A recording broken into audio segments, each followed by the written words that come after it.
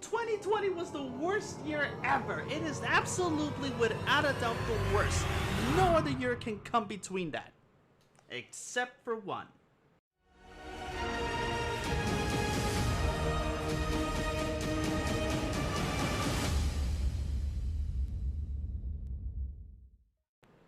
Hey everyone, I'm Sebastian from Cinemageddon Reviews. Today I'm going to be trying a little something different. I'm currently in the process of working on other projects for the channel as of this moment. Right now I am working on my top 10 of 2021, which is a little overdue, I understand, but trust me when I say it is still in development and it is going to be looking good as soon as it comes out.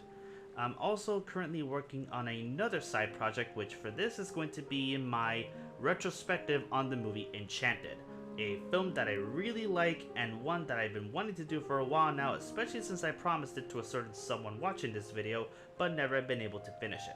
So, while I'm currently working on those projects, I wanted to try a little something different and see how all of you will respond to a little bit of a story of my life. This is actually going to be something I don't normally talk about very often here on the channel because it has nothing to do with movies or anything like that, but I do feel that it is something that, at least for me personally, would be beneficial to let out for all of you to know. For those of you who don't know, I'm actually Puerto Rican. I was born and raised here in Puerto Rico and I've been living here ever since. My whole family has been born and raised here on the island, with the few of us who have actually moved out of here in order to seek out better lives out there in the United States. I've been living here my entire life and a lot of stuff has happened during these past few years that made the experience either good or bad depending on how you look at it. I have a lot of happy memories about Puerto Rico, but right now I'm going to give you all my most unhappiest memory, the saddest, most depressing and painful part of my life here in Puerto Rico, the unhappiest I have ever been, the lowest of low points. This is something that I have put up with my entire life ever since it happened, and to this day I still struggle to find the words to even describe how it feels. For today, I'm gonna give you guys a little bit of a rundown as to what my life was like in the year 2017. I'm sure by just making the year out, you already know exactly what I'm referring to if you know your history, but let's go ahead and start with the positives first, shall we? 2017 was a big year for me personally. This was the year Cinemageddon Reviews became a thing. It started out as a little pet project I wanted to do for a long time, but never found the chance to do it because I didn't have a computer or really any means of making content such as this on YouTube or anywhere else. So I figured, I'm a very good writer. I'll write my reviews, I'll post them on Facebook, and I'll do it in the form of a channel. Not a channel, a group, a Facebook group, which is still active to this moment. It has over 2.5 thousand followers on it, I guess. I'm pretty sure a lot of it are bots, I'm not entirely sure. The majority of it are people from Mexico. But it started off as a little pet project of mine when I started it back in the month of April. And yes, I do have a little something planned out for that for this year because, 2017 and 2022, 5th year anniversary, yes, there will be something happening there, but that's beside the point. I started the channel as a Facebook group first and didn't really think about YouTube until way later in the past couple of years. I did my very first review, which was a review of the movie Ghost in the Shell.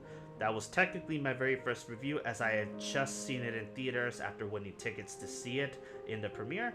I wrote it and it got a little bit of traction. Not a whole lot because, nobody knows who the hell we are. I invited my friend Diego aboard, who has been my friend since college, in the year and a half I think I spent in college, or maybe it was less than that. When we started this, it was just, we'll write our own little reviews and we'll see what happens. My Ghost in the Shell review gets published. It's good. Nothing special, but it's still a very good review, decent enough for me to be able to feel confident to do more. After that, I believe my next review was that of Nausicaa: The Valley of the Wind, my favorite Studio Ghibli movie of all time. But the film that, for me personally, helped put Cinemageddon Reviews on the map, at least on Facebook, what to me was the magnum opus for that group. I'm struggling to not call it a channel, but that's what I wanted it to be, but it wasn't. Was when I traveled from Puerto Rico to Orlando, Florida, in order to catch a screening of the movie Your Name, the film by Makoto Shinkai. I love this movie. I've been following this movie all throughout 2016. It was making headlines. Puerto Rico even ran an article talking about it. It was in the news. And in Nuevo Dia, they published an article talking about it. And in Nuevo Dia, which is Puerto Rico's daily news.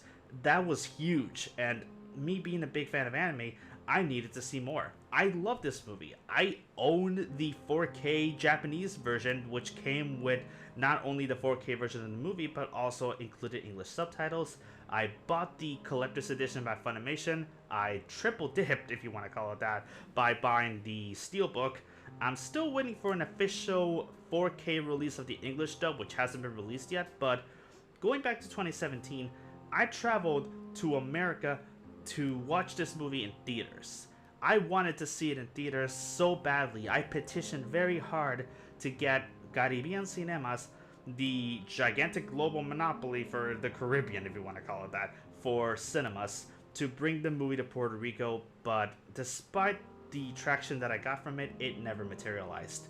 It's only as of recently that, thanks to the help of the Luzca Fantastic Film Fest, that we're now starting to see mainstream anime films get released in Puerto Rico whenever they come out. And I'm very happy and very grateful for that. I only just wish that we got the same treatment with what is arguably the most amazing, greatest anime film that I've ever seen. So, come 2017 in the month of April, I flew to Orlando, Florida. I booked with my uncle in his apartment, where I had the pleasure of seeing the film twice. I had purchased my tickets beforehand on Fandango, I believe it was.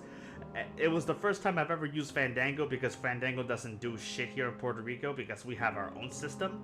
And I bought my tickets. There was a little bit of miscommunication between me and the staff, because I thought it was going to be in English since the site said it was going to be in English, but it was also saying that it was going to be Japanese only. I asked the ticket teller, because I watched the movie twice. The day I was going to watch it, it was going to be on a Saturday, but I ended up watching it on the very same day that I came to Florida. I watched it on the same day because my uncle took me to Disney Springs, where they had the movie theater where the movie was going to be presented on. I watched it. I asked the teller, yo, is this going to be in English or in Japanese? And the ticket lady, whoever she was, she said, according to the system, this is going to be in English. It's like, fantastic, cool. I went in there, got my popcorn, I sat down in the AMC theater, which, despite what a lot of you have probably heard, is actually the nicest AMC theater I've ever seen. Probably a little too nice. It's a little weird because there's a lot of horror stories about how disgusting AMC theaters tend to be, but whatever. I sat down, I got very hyped, very excited, and as soon as I heard the Japanese vocals, I immediately was like, ah, shit. Because, you know, a lot of you probably know this already, I prefer dub over sub every step of the way. I only go for sub if there's no other option available. But you know what? I'm here. Might as well try to suck it up. I'm sure I'm gonna get used to it in about a couple of minutes or so. I was wrong. I got used to it in a couple of seconds. Because as soon as they started talking, the very first song by the Radwimps started playing, and my eyes started to well up in tears. Because I've been listening to these songs for the better half of 2016 and the beginning of 2017 in preparation for what this movie is and what it could have been. And it almost felt like nostalgia, to put it bluntly. It felt like nostalgia in the weirdest sense of the word, because this isn't even a year old, but I still get chills from having been in Disney at the time, watching videos of Japanese street performers performing with lights or glow sticks. I know who these guys are. I know they're a famous YouTube channel. They've been doing these for a while, and this was the first time I've ever heard of them. It was for this song that only when I started listening to it, I was like, wait a minute, isn't this from that movie that everybody's talking about? The one that's becoming like the highest grossing Japanese film ever made, the highest grossing anime film ever made. And sure enough, it was Dream Lantern, the very first song from the movie. And they were performing this. It was actually a different version. It was still by the Radwimps, but it was a different version of the song. I guess a different cover that they did. And as I was watching it, some guy sitting next to me was watching it with me. He started asking me questions. I told him what this was. I told him what the song was, and he started telling me that he's actually part of a group that does something similar. And I thought that was pretty interesting. That this little thing got me to have an interesting conversation with a complete stranger.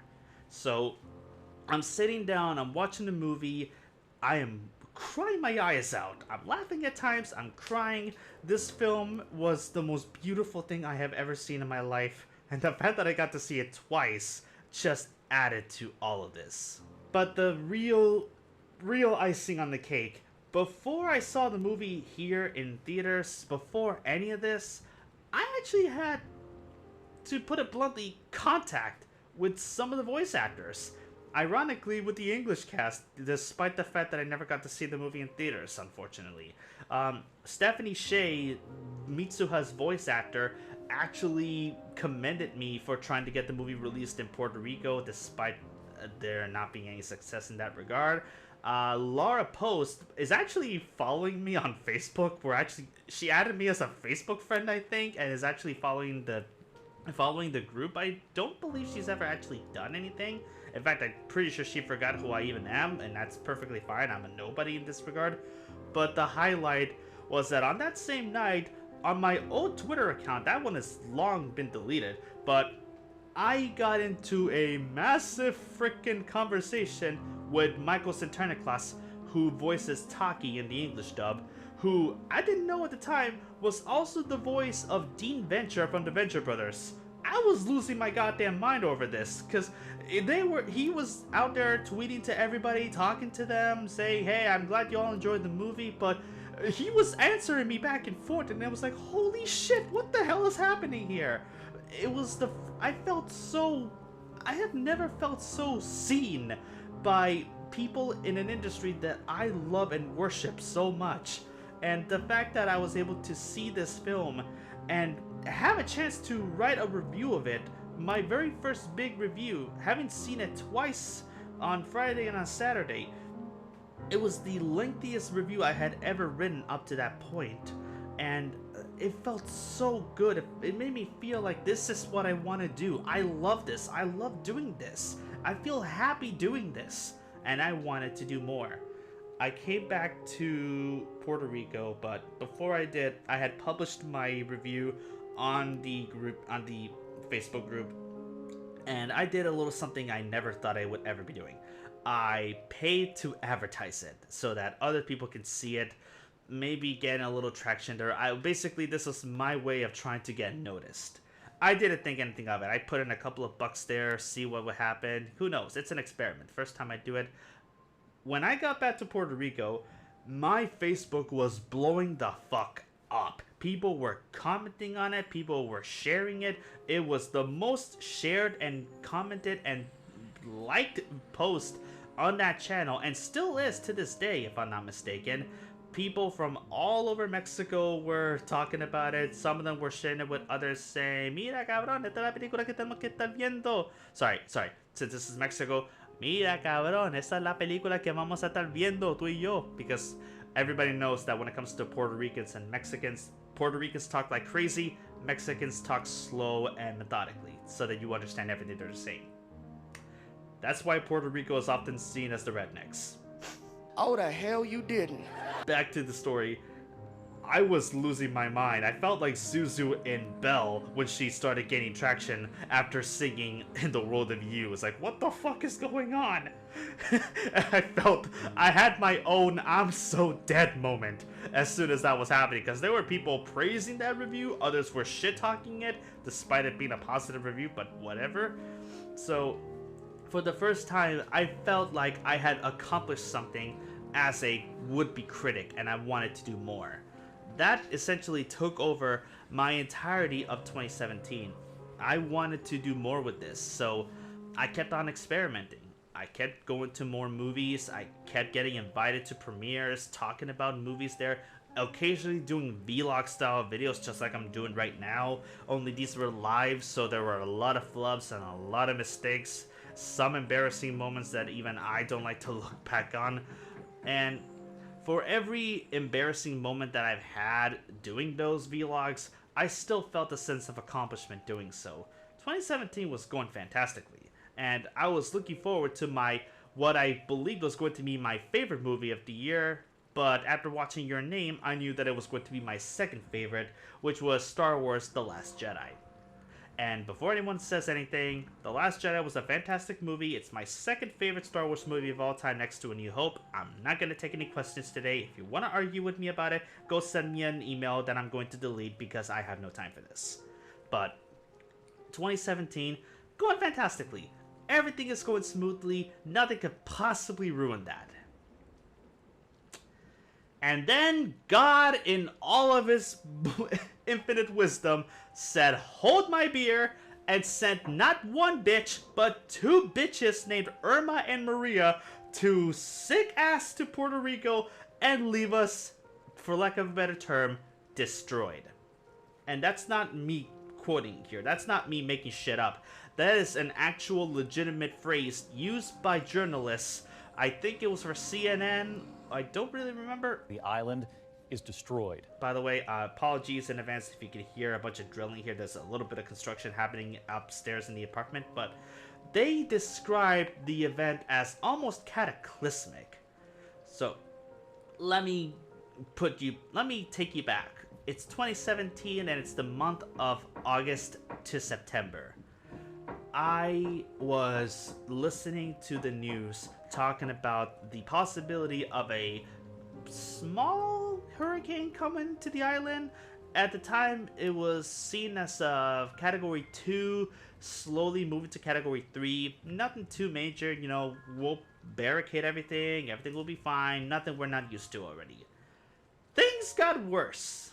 And me, ever the proud Mary, I looked at this and I thought, this is gonna get, everyone is exaggerating. The news loves to exaggerate, they love to fearmonger, which, by the way, they still do. That is the only part of the story that is legitimately true.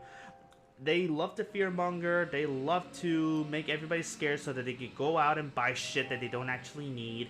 It's ridiculous and I hate that, but that's just the way life is. I underestimated the situation in the worst fucking way imaginable. And it just got worse. I'm not going to give you guys like an actual rundown of the date and time because I don't really want to think about it as much as I probably should, but Hurricane Irma, it was the weak chain, if you want to call it that. It was devastating, but it was passable. It wasn't that bad. It was bad enough to leave us out of power for a while though. I want to say we were out of power for about 2 weeks. 2 or 3 weeks. I was out of work for a couple of days because we had to wait until they told us, hey, Sebastian, you can come into work now. It's safe. Okay?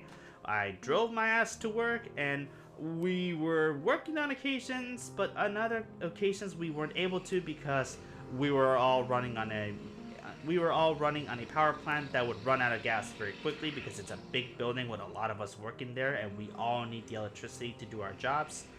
Everything went smoothly, but we were slowly picking ourselves up and everything looked like it was getting better.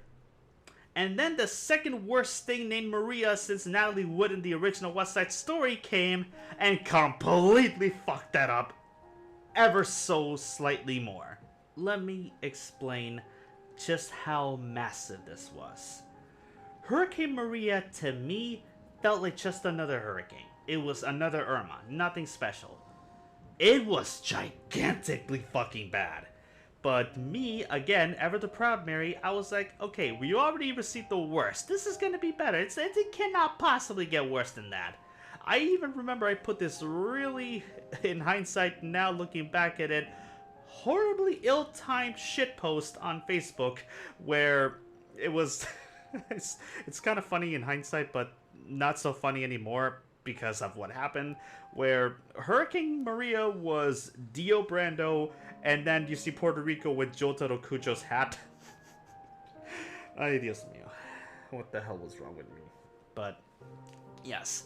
Again, me being the dumbass that I am, I realize this is gonna get better. It's not gonna get worse. Everyone needs to relax. I think we've all experienced the worst. Nothing can get worse than this.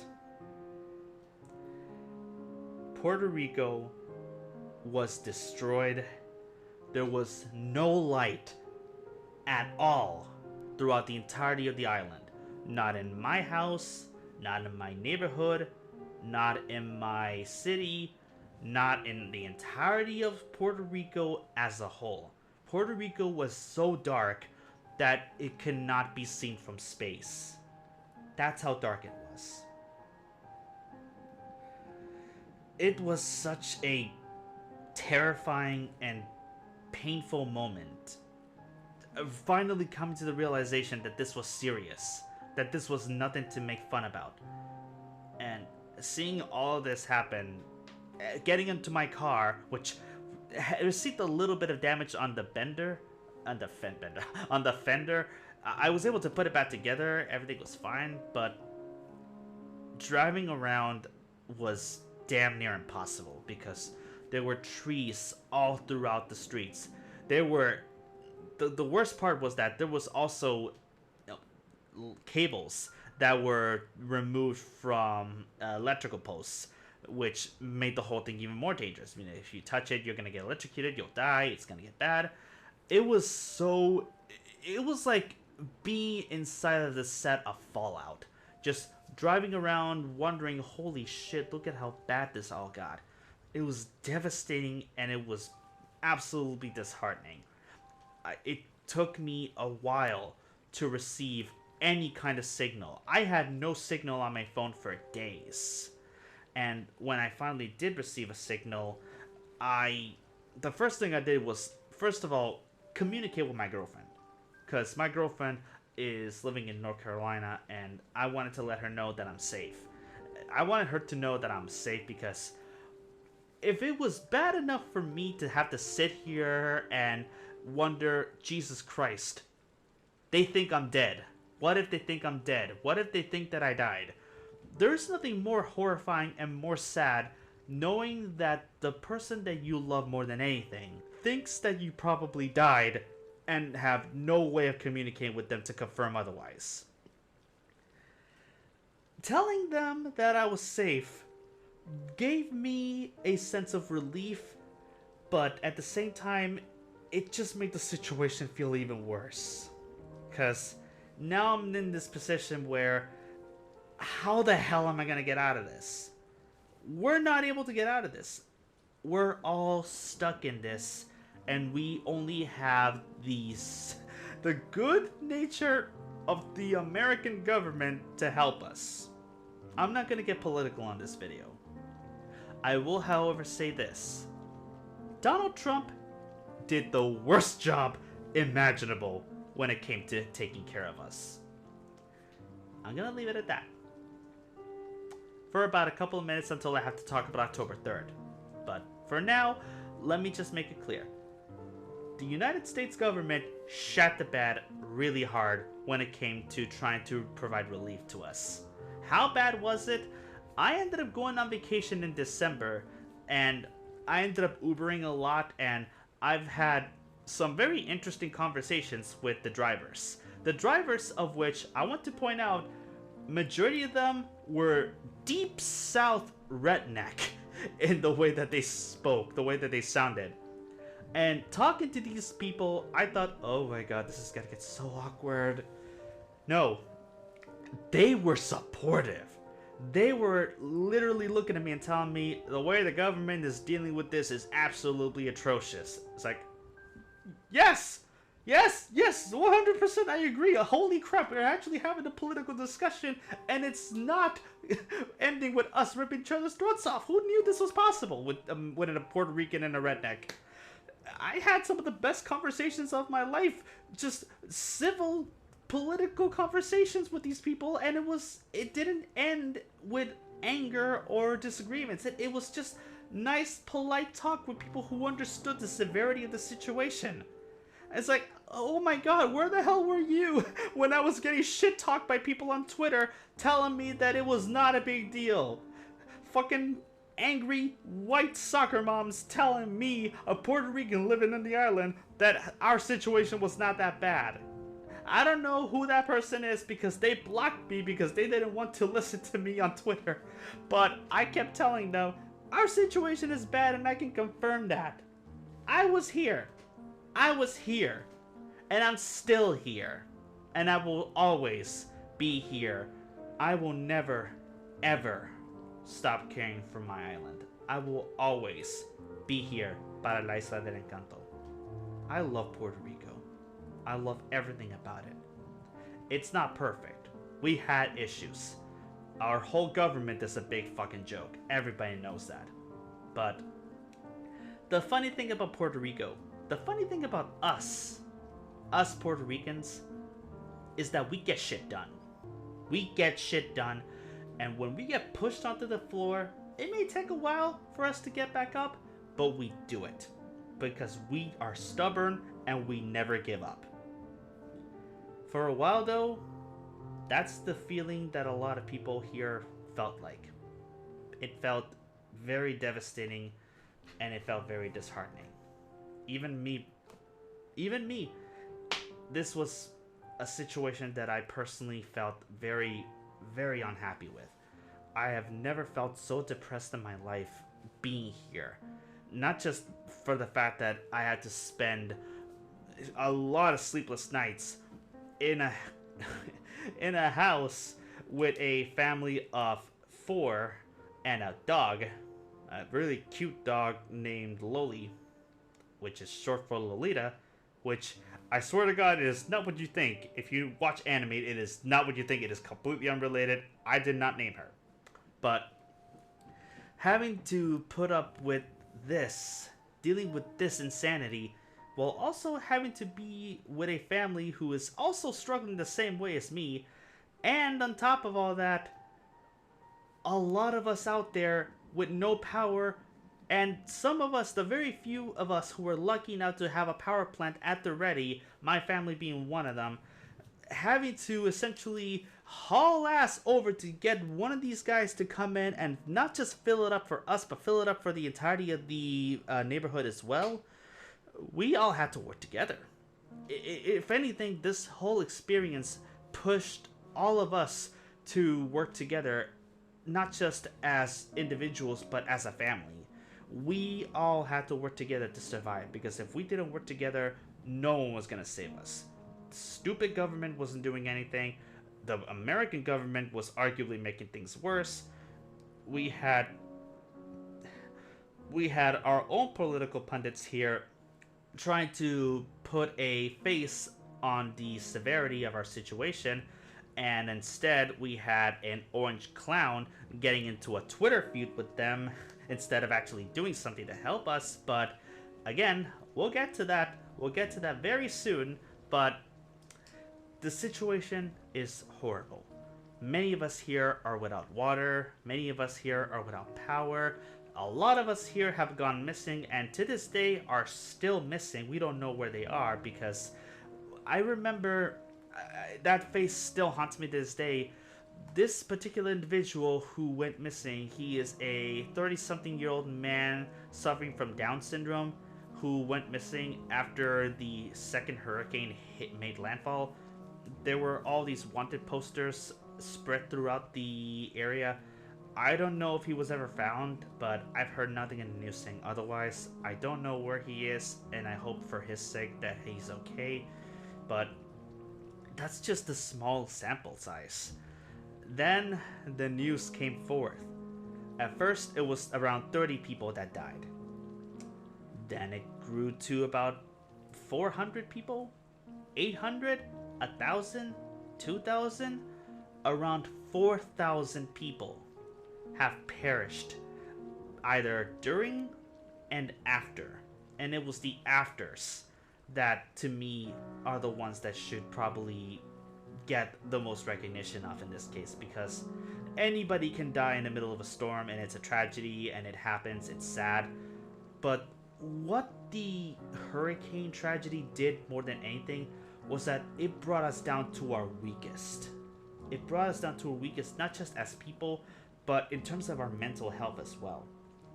The thing about being isolated in an island and feeling like the whole world has abandoned you and pushed you aside and left you behind, using you to gain political brownie points, either making fun of us or trying to support us, that fucks you up really hard. And unfortunately, a lot of people here have been reported to have taken their own lives because of the sadness and depression that they got from being here for so long, because the whole experience was that disheartening and that difficult for them to handle. The number of calls to the suicide prevention line in Bayamón, Puerto Rico has more than doubled from 2,046 in August to 4,548 in January, according to department statistics. Now, suicide attempts have also climbed from 782 in August to 1,075 in January. A lot of people took their own lives doing this, guys. This whole thing was so serious. And at the time, all I could do was just make shit posts about it. It finally got to the point where my mental psyche was weighing down. My girlfriend was talking to me every night as much as she could, trying to help me feel better. I said things I probably shouldn't have been saying. I did not take the severity of it as serious as I should have. And I still feel bad to this day, knowing that I'm sure that nothing I could have done could have made the situation better, but just, I look back at all of this and I get nothing but unhappy thoughts and sadness. And I remember there were many nights I was just crying my eyes out, wondering, why did they fucking do this to us? Not the hurricanes. The hurricanes, they were gonna happen no matter what. I cannot blame God for this. Why did they use us as pawns for their own political agenda? That's how I felt. I felt like a tool. Apart from feeling like a third-class citizen, I felt like a tool for someone else's amusement. And I never felt more like a tool than I did on October 3rd, 2017, when President Donald Trump came to pay a visit to Puerto Rico. And all 10 of his supporters showed up here, including Ricky Rosselló, wonderful fucking man that he was. And I will never forget hearing on Facebook all the wonderful things he said about us, with my favorite one being that we were wasting their budget here because of all the relief that they've been providing to the island.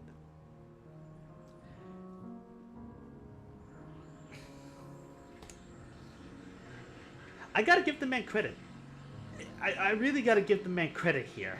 It's actually kind of inspiring.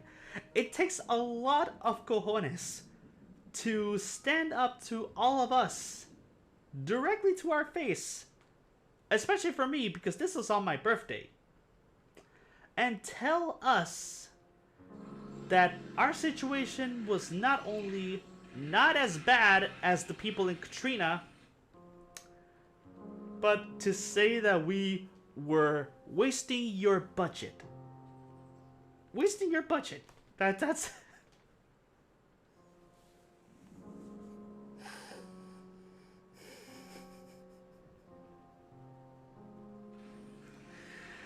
I remember I did a video that night talking about my thoughts on this whole thing. The fucking irony about all of this was that when Trump got elected president, I was just so exhausted with all of this. I put out a post saying, it happened, it's gonna happen, there's nothing we can do about it. He'll probably get impeached in the future. In this case, he got impeached twice and it didn't do a goddamn thing. And we'll be rid of him very soon, but rioting, getting angry is not going to do a damn thing. We'll be fine. All of us are gonna be fine. He's not gonna do something so stupid that's gonna get a lot of people killed. I deleted that post as soon as this happened, because I have never felt like a fucking clown than I was the minute that I posted that, and I looked at myself in the mirror and said, "You brought this on yourself." That's basically how I felt. I felt like I brought this on myself. And 2017 just kept on going. It was the worst, most agonizing year of my life for a situation that lasted for me about 3 months. September, October, November. I want to include December as well, but I actually went on vacation in December, so a lot of that was spent on a better place. But what made December for me more interesting than it should was that I got sick that time. I got sick and I felt weak and I had to be hospitalized. I felt I was having a lot of diarrhea and I felt myself unable to move very much. I felt weak, and when I went to the doctor, they said it was because of a lack of fluid, a lot of stress. I got hooked up to an IV for about 3 to 4 hours. Believe it or not, the IV wasn't uncomfortable. I was stuck there for a while. I sat there patiently, waiting for everything to just drip the hell away. I read on my phone that they were reopening Best Buy soon, so I thought, oh, fantastic, that's cool. Then I'm gonna go ahead and check that out soon. But that's basically how my afternoon was. I left work that day. I went to the hospital. I stayed there for about 3 hours. I had a doctor fucking pull a fast one on me, having to inject something onto my ass, and said, okay, on the count of 3. 1, 2, 3. Okay, Doc, first of all, that is not on 3, that is on 2, and second of all, what the fuck, dude? But that's basically my highlight for December, with my other highlight being getting to finally see The Last Jedi. And I was so happy having finally been able to see it. Everything about it was just fantastic. I finally started writing reviews again, with the first review that I did following my hiatus because of the storms for Happy Death Day, a film that I really like. And when I did my review for The Last Jedi, whatever sadness I felt from the experience of having to deal with the hurricanes, it multiplied because I was unaware that the internet was being the internet about The Last Jedi. So I felt even more disheartened, even more sad, and even more unhappy, all for enjoying a movie that, for lack of a better term, was the second nicest and happiest thing to happen to me here in Puerto Rico since the fucking hurricanes. So I couldn't even be happy with that. And I don't even have Trump to thank for that. I just have every single shitty Star Wars fan to thank for that. Thank you all. Please go fuck yourselves. Then 2018 happened. 2018, I dreamt of being a change for the better, and eventually things did start to pick up. Power started to come back in my neighborhood. We finally had lights shining all over the streets, but it took more than a year for all of Puerto Rico to get back into shape. And even now, in 2022, some of us are still feeling the aftermath. Especially now with COVID being a thing. Things have not gotten any better, but at the very least, we got rid of some of the worst apples that we had in office. We got Ricky Rosselló to resign, only to have someone even worse in charge get in, because fucking PNPs always do it better. Thank you for that. And we continue to survive and persevere, as do I. Right now, I just recently moved into a new apartment, and things have been looking very good, fantastic even. But there was a huge change of plans, and my comeback was supposed to be a little bit more glamorous, a little bit better than this, but it didn't end up working out because, unfortunately, and this is the part of the video where I no longer talk about 2017, but rather talk about today and myself, I am currently unemployed. I have been unemployed for almost a month now because I was led to believe that I was going to be employed in the better half of the month of January. I'm not going to go into details as to where, but that job offer got delayed until the beginning of February, which was already a problem because I have an apartment, I got to pay rent soon, I got to do all of this, but whatever, you know, I still have some money, I'll pay rent, I'll be fine, everything's going to be okay. Then it got delayed indefinitely. And as of right now, that delay is not even a delay anymore. It's just not going to happen because of a stupid thing that wasn't even my fault and that I had to pay the consequences for as a result. Right now, I am in a really nasty situation, struggling to find a job. I have different places that I'm applying. I am in the process of getting different interviews done, but it has been very difficult. Very, very difficult. And I'm honestly in a position where I can't exactly pick and choose what jobs I can take. And I'm still trying to find a good job out there, at least one that'll help make all of this possible. Not just help keep the lights on, in this case literally keep the lights on, but also to help keep making content for all of you. Because I love doing this. I love what I do. I love that I'm finally feeling independent, and I love that I'm finally able to do something like this and not feel like a burden to other people and not have them feel like a burden to me as well.